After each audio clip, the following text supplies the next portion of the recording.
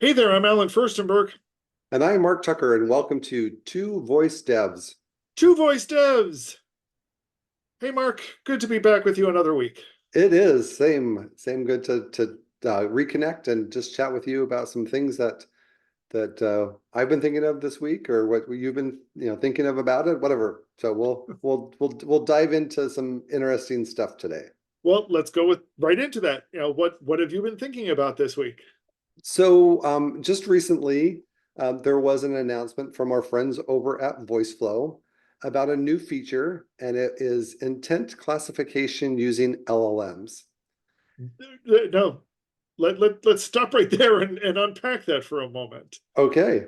Um, because I feel like this is sort of the thing that you and I have talked about a couple of times and hinted at a couple of times. When we've talked about functions in OpenAI's GPT and in Gemini and in some others, we're talking about how they feel very intent-like Yes. or could be used in some very intent-like ways. Is this voice flow jumping on the bandwagon? Are they doing something bigger? And maybe we should take a step back even and say, let's refresh everyone what an intent is, Okay, and sure. then kind of say, what is voice flow doing something here that's, I don't know, what are they doing here? All right. So just a kind of a reminder that intent is what the user intends to do, some action they want to take, or even potentially some information they want to get back. But there are lots of different ways of saying similar things that would, in essence, lead to the same action happening. So typically in a conversational UI, voice bot, chat bot, you'll define a list of things that the user can say and group them into categories and mark them with an intent. So you could say, tell me a joke, or I want you to tell me a pun.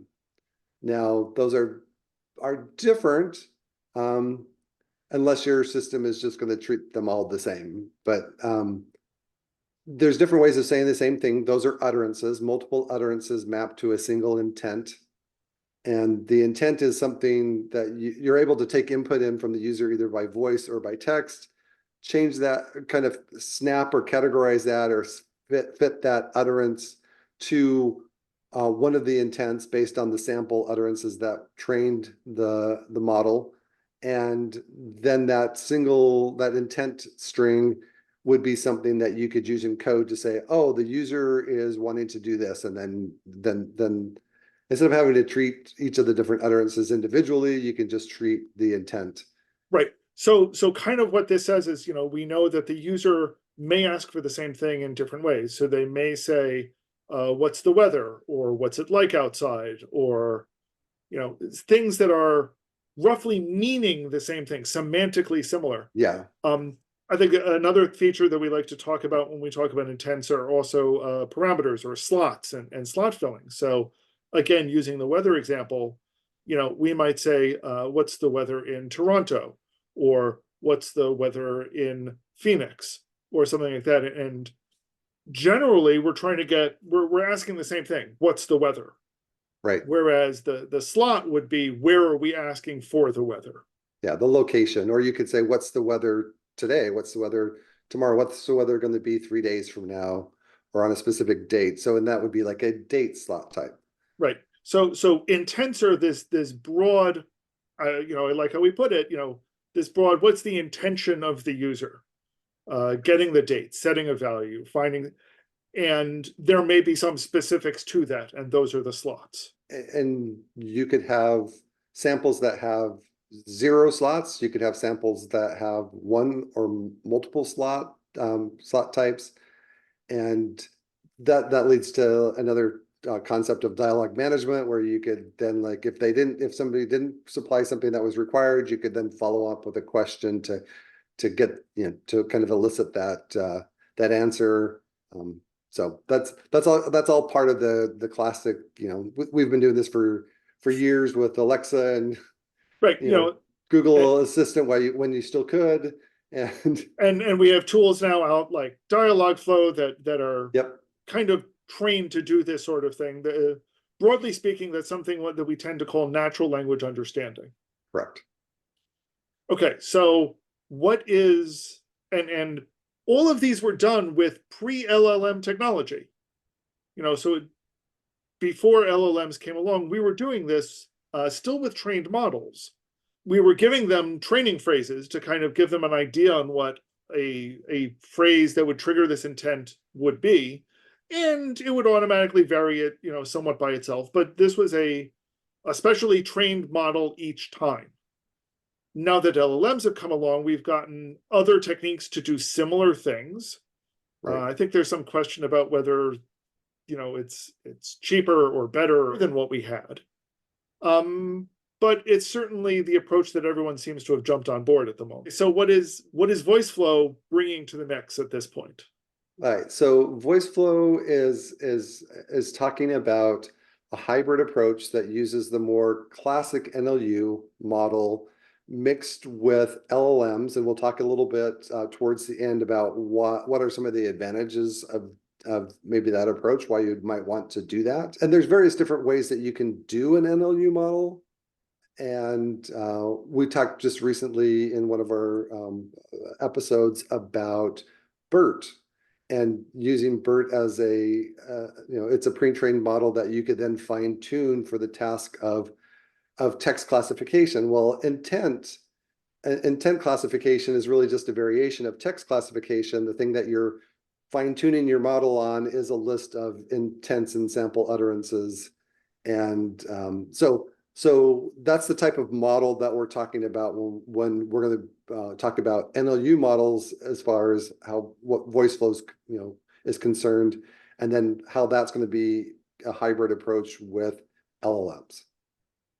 Okay, and I guess when we were talking about BERT, I kind of started making that connection, but it really dawned on me, yeah, we really could treat it, exactly this way for this. So, okay. And it's still a little bit different because you brought up agents and functions in open like in GPT parlance with their API or with LangChain or other things. There is that concept, but this is really a concept of just using it for intent classification. It's not trying to figure out what functions to call and call a specific function. It's just figuring out, based on some input from the user, what would be the intent that utterance or that input would match to. We'll talk about the relationship to functions later, I think. Let's get into this. Okay, so I'm going to go ahead and the way that this started out was a video, and we'll leave a link of in the video of Voiceflow's announcement, because they go through kind of the process using their tool, and there's stuff that's integrated in with Voiceflow that allows this to happen. We're not going to really talk about the video per se, but the video kind of hints at other things and points us to another document that's a guide online on their site, and that's what we're going to walk through today. Okay. So this is a documentation from the developer documentation website on Voiceflow, and this is talking about intent classification using Voiceflow's NLU. And we're going to just talk briefly about this because it's going to lay some context, because what we're going to do is talk about actually what their approach is a hybrid approach that uses this NLU and pairs that with an LLM. So just want to make sure we understand what's going on with this before we jump into the other part of the documentation. Okay. So Voiceflow as a tool allows you to enter in a list of intents and some sample utterances, and it allows you to give a description, kind of a friendly description of what this intent is. And here in this tool, for example, they've got a number of different intents, and they're testing this utterance of "I want a credit card," and it's able to match against the whole list of intents. And remember, you could have a chatbot that has 30, 40, 50, 100 intents, and that's important to keep in mind. And in this case, it most closely matches the intent that they called credit card. And remember, this is more of a more classic NLU model. Could be something that you build custom with, like with a BERT with intent classification fine tuning.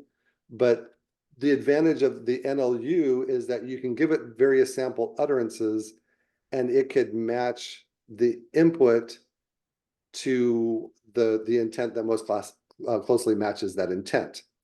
Now, you might have to do a lot of different utterances in order to kind of get the nuanced various different ways that a user could say or input something.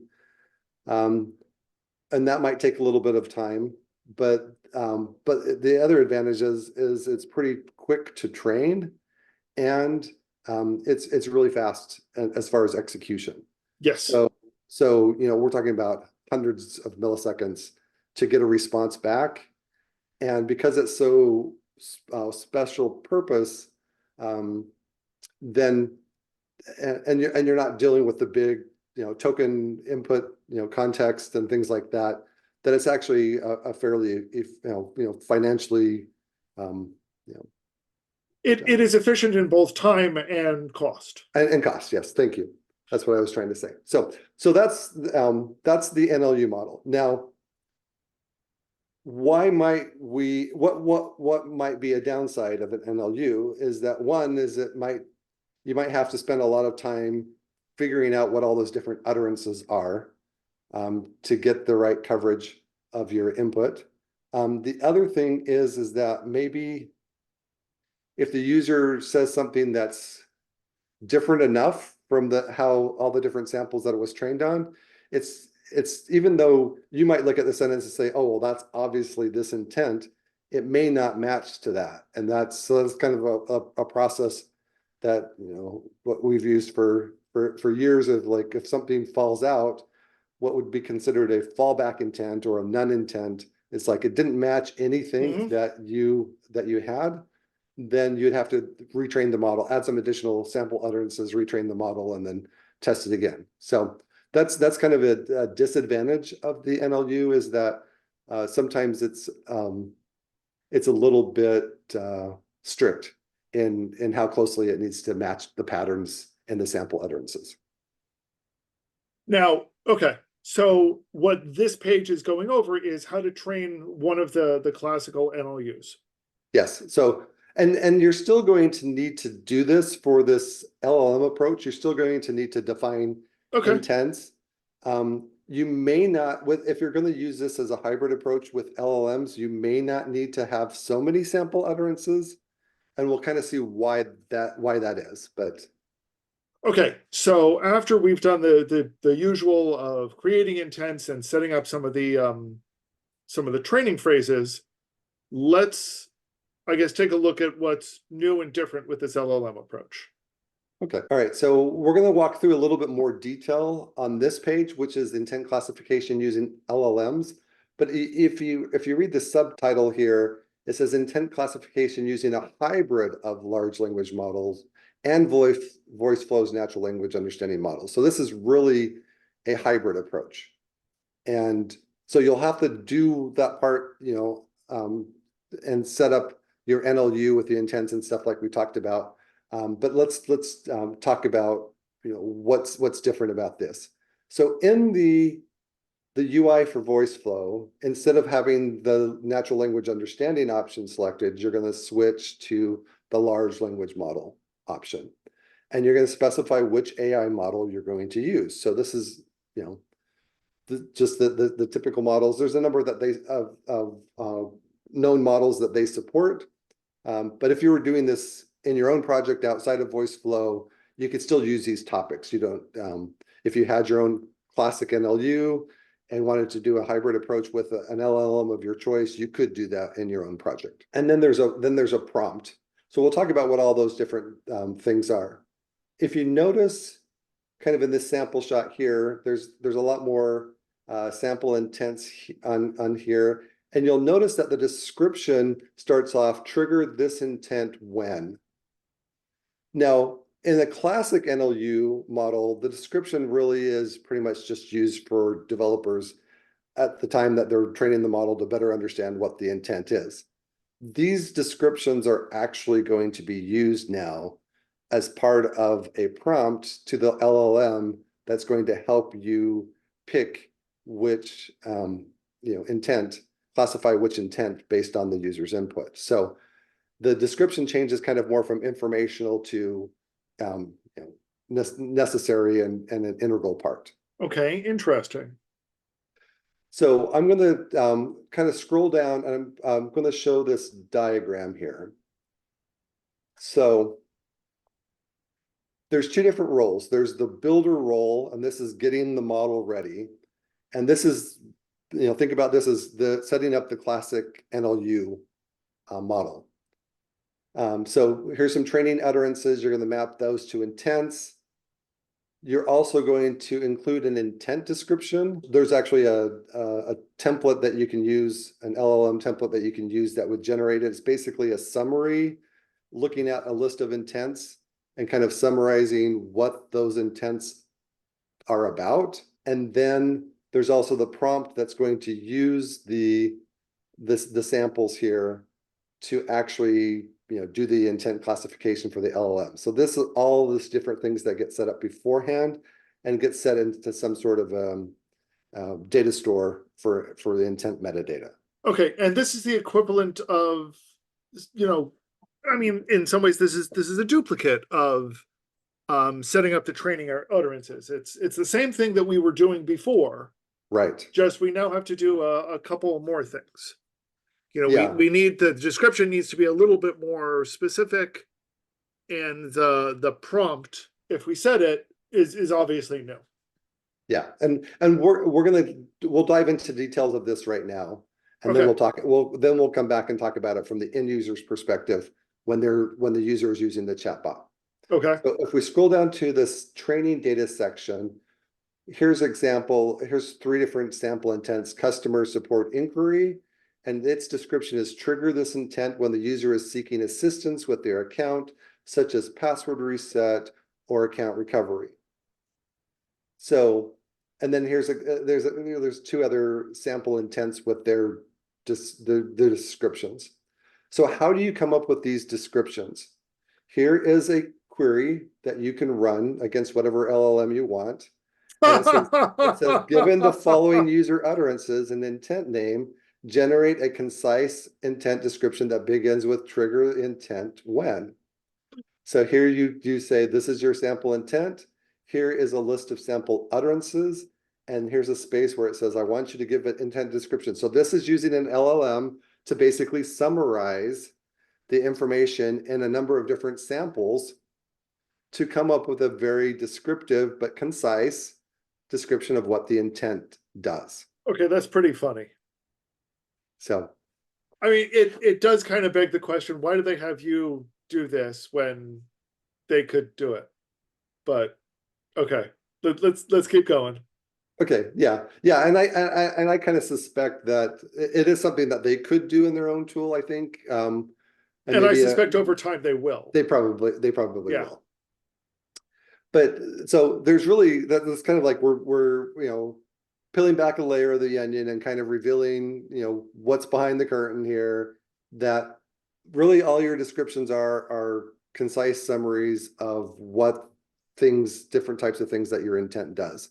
Now, what that actually allows you to do is maybe you don't have to have as many sample utterances for each intent, just enough to generate a summary that is the gist of what it is. Now, go ahead. I was gonna say, but it sounds like we still need the Yep. utterances in order for the classic NLU part of this, don't we? Yes, because the classic NLU is going to be like the first thing that happens. And then it's going, so I'm getting ahead of myself, but you're going to use the classic NLU responses as input into a prompt that's then going to Okay, so let's be used for that. All right, so the next part is what they're calling the prompt wrapper. Now they give you a sample prompt wrapper, but you can create your own. You can customize it. It's not something that they've baked into their product. It's something that they've given you ability to affect. Now, this coding part where you're exporting the default function and the prompt and you're returning the prompt, it's just that that's their way of treating this as a function and a way that they use to integrate into their system. But the thing that's important is the prompt part. So, and there's a couple of funny things in here that are interesting, that little tricks that they use to increase the accuracy of the prompt response. But you start off, because usually when a prompt, you identify what is the role, what is the bot going to be, what is its role, and then some rules on that it's going to need to follow. So we're telling the LLM these are the instructions of how to do intent classification. So the first part is, you are an action classification system. Correctness is a life or death situation. That's a trick you see a lot in a lot of prompt engineering. Yeah, and the reason why it's in there is they found that because the LLMs are trained on lots and lots and lots of text, and in the language, they've found that if you treat it like it's an emergency, that it makes it a little bit more accurate. So this is like a sample of like what we want it to do. We provide you with a list of actions and their descriptions. So D is short for description. So when the user asks for a warm drink, then the action is the warm drink intent. They do the same thing for cold drink. And then they say when it asks about something else, then give the none intent. So that's the fallback. So basically it's saying, if you, in this context, in this prompt, if you can't match the user's input to any of the sample utterances and figure out what intent it would map to, then just say that it's the none intent. The next part is, you are given an utterance and you have to classify it into an action. Only respond with the action class. If the utterance does not match any of the descriptions, output none. So then, this is another one of those tricks. Now take a deep breath and classify the following utterance. And the U is the utterance. I want a warm hot chocolate. And you're saying, oh, that should map to the action of warm drink. So the intent, warm drink. And so that's the end of kind of like the sample. Now here we get into, this is real. This is the real life. So it's the same same prompt. We provide you with the actions and their descriptions. And this is a way of coming up with a list of 10 intent names and 10 intent descriptions that match, and define them as D and A. And then we're going to tell them, that you need to come up with an action, and they'll respond and take a deep breath. And here's the user input, U, that's the user input, the utterance. And then A : fill out what the A is. What should the A be? Fill in the blank here. That's where I kind of call that, what's the come on, what's the lead here? It's, I've given you all of this, now keep going with the pattern here. Here's yeah. It's like, generate the next thing that you think of that should go right here. Right.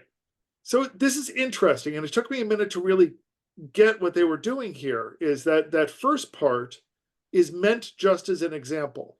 Yes.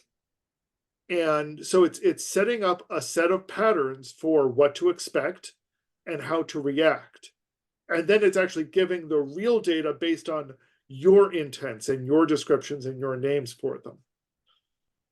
That is, and I mean, that's a pretty typical approach for this sort of thing.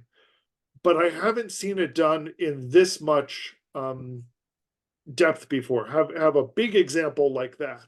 Yeah. So that's interesting, but it's a very good approach. Yeah. So then the next thing that we have to talk about, and I said specifically that there's going to be 10 samples here.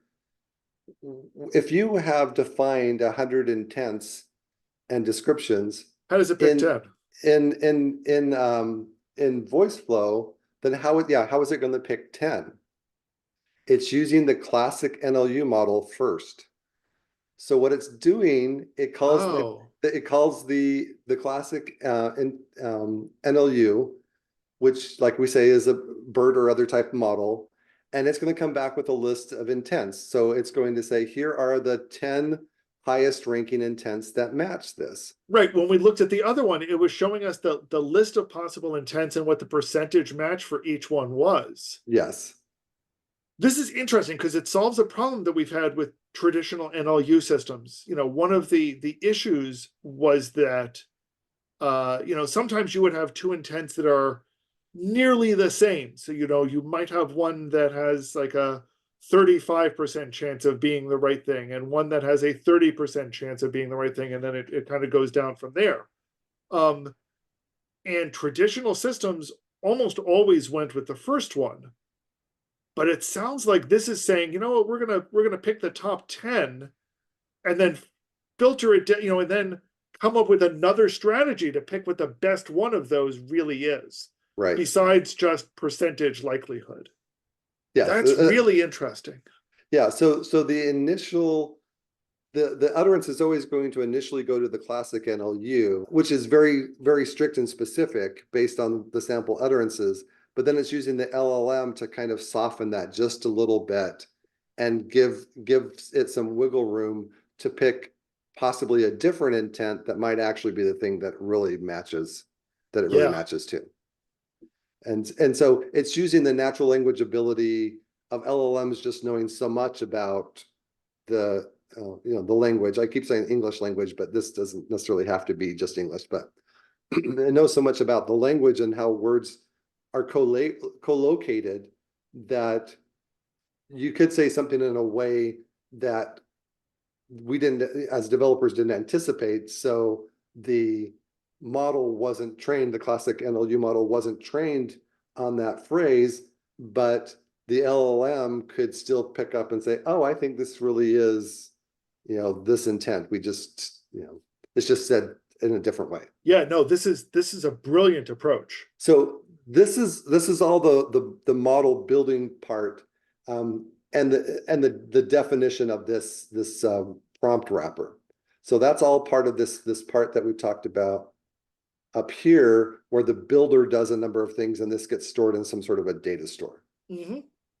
So now we talk about the user using the conversational UI, and they're going to type something. So in this case, how do I change the number of seats? Now, it was trained on some, I need to update the seat count, and can I change the number of seats? So it wasn't necessarily trained exactly on the utterance that the user is using, and the input might be different enough that it wouldn't necessarily match exactly one of these utterances. It might come close to matching a couple of them, right? So what's going to happen is, in the system, it takes that input, and it's going to call the intent classification using the kind of the classic NLU approach. And that's going to come back with our list of intents. So we come back with the 10 top closest matching intents to this input. And then they're going to go ahead and talk to this intent metadata store and fetch the different descriptions for each of those 10. So now we have a list of intents and descriptions. And remember, those descriptions start off, trigger this action when, and then as a summary based on sample utterances that we did before. So now we're going to generate this prompt. So it's using this prompt wrapper and this input to come up with this prompt. And then it's going to actually execute the intent classification using the LLM. So then now we have the top intents with possible entities. Now the video and this document doesn't necessarily talk about entities, but remember, entities are also called slots, which are also called placeholders or variables, right? Yeah, So there's yeah. so but according to this, the approach, the way the tool does it is that it checks to see if there's any it takes the top matching entity after the LLM classification, and then does finds any entities that are part of that matching matching intent based on the input utterance. And if there's not, then we don't. And then that resolves to a specific intent. So now you can say this is the intent that it matches, and here's the different entities that go along with that. So that's kind of the key part of this hybrid, is that it mixes some of the strength and speed and low cost of the NLU approach, but it also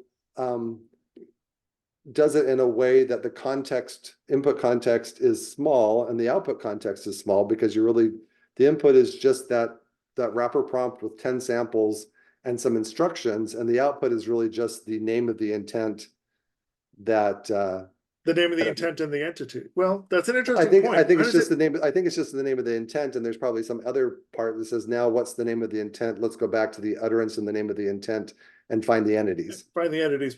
Interesting.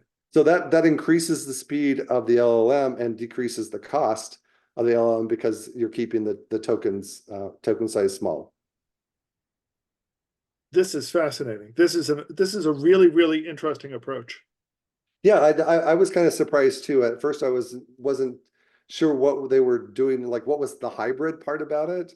You know, and an alternative to this would be, you know, retrieval augmented generation, where it has a vector store, but it's getting away from even that extra cost and complexity in the system by just including everything in the prompt itself. Well, what I think is interesting is that when I read hybrid, my initial reaction was going to be, okay, so this is basically, you know, doing what they've done before, is you set up a bunch of intents and then you have an LLM with kind of that acts as the fallback intent, and it kind of tries to take a second cut at figuring out which one it could be.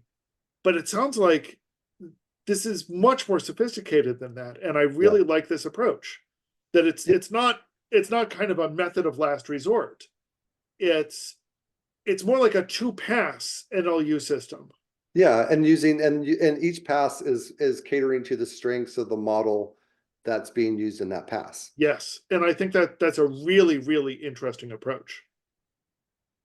Yeah, I agree. I thought that you would find it interesting, and hopefully those that are listening or watching this podcast, well, we'll kind of have that same little aha moment that we both had at some point in time. Like, this is different. This is slightly different from what I've seen others do, but it's clever in its approach, and I think it Yes. is a valid kind of expansion of this. Okay, so the last thing I want to talk about is also just recently, Voiceflow has come out with a blog that is about applied research. So we'll leave a link as well for this. But what's interesting about this and the video and even the documentation is that Voiceflow is being more open. They're kind of, instead of wrapping everything proprietary and kind of hiding this approach, they're letting developers in on how this works, and gives them the ability to update that wrapper text, and plus also gives them currently the ability to you know, create their own intent descriptions that are going to be used in this. So there's a lot of control that developers still have. But what's interesting is that they've created this blog where they're sharing this stuff that they've done and the things that they've learned with the community. So, for example, we had talked in an earlier episode about large action models. So here's this article that they've talked about large action models. Here is an article talking about creating the Voiceflow NLU. What did they do to create their own custom NLU model? And so that there's a post about that, some stuff that talks about retrieval augmented generation.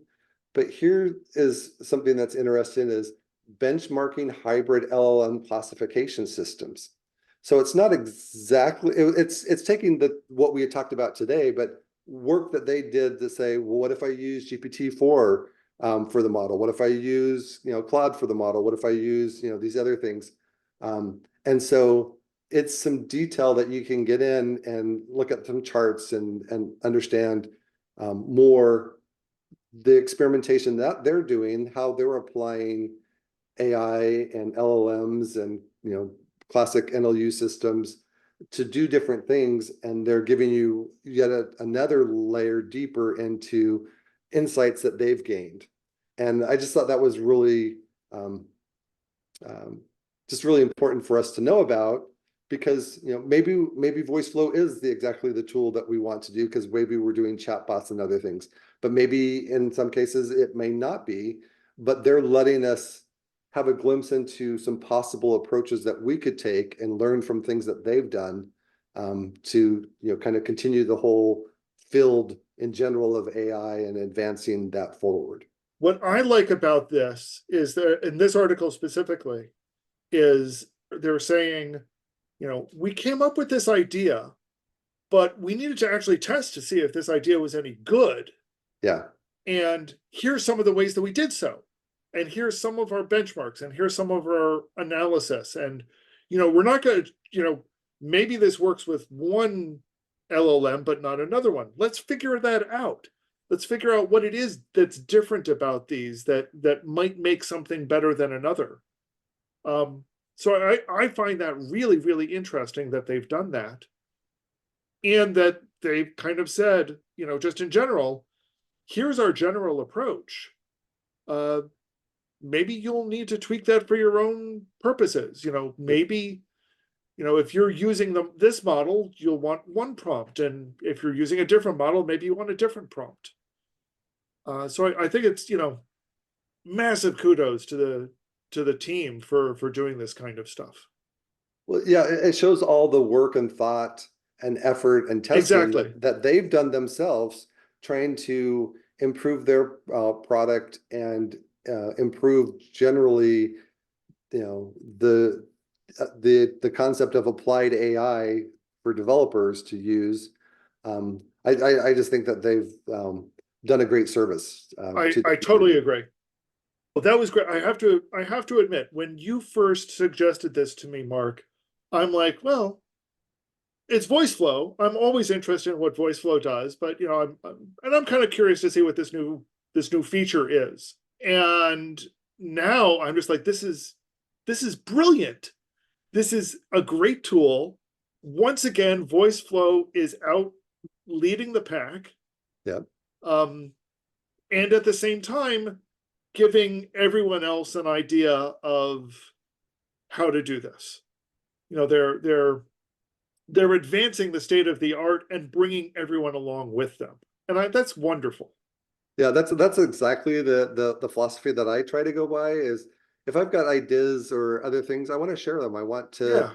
Yeah, I don't want my idea to just be in a vacuum or be something that I hoard. I want to be able to share that, good ideas, bounce ideas off of other people, improve them, and then share that improvement so that others can just keep going in the community and just fostering this whole sense of right. I mean, sharing it. I've got to admit, after looking at this, there's part of me that's going, well, okay, how do I do this in my own non-Voiceflow projects? How can I take advantage of this? And my mind is racing, and this is a bad time for me to actually try to do this, but I really want to.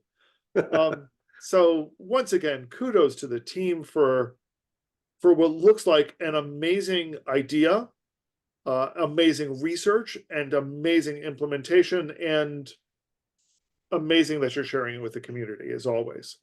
Yeah, thank you. Thank you from me personally, and thank you for the community. Absolutely agreed. So, I would love to hear what others think of this. Are you going to incorporate these ideas? Are you going to, you should already be using Voiceflow, but are you thinking about it even more now that you've seen just what they're doing with it? Feel free to reach out to us, comments below, find us on social media, and I am sure we will be talking about whatever amazing stuff they do next time on Two Voice Devs. Two voice devs. Take care, Mark. Same to you, Ellen. Thank you.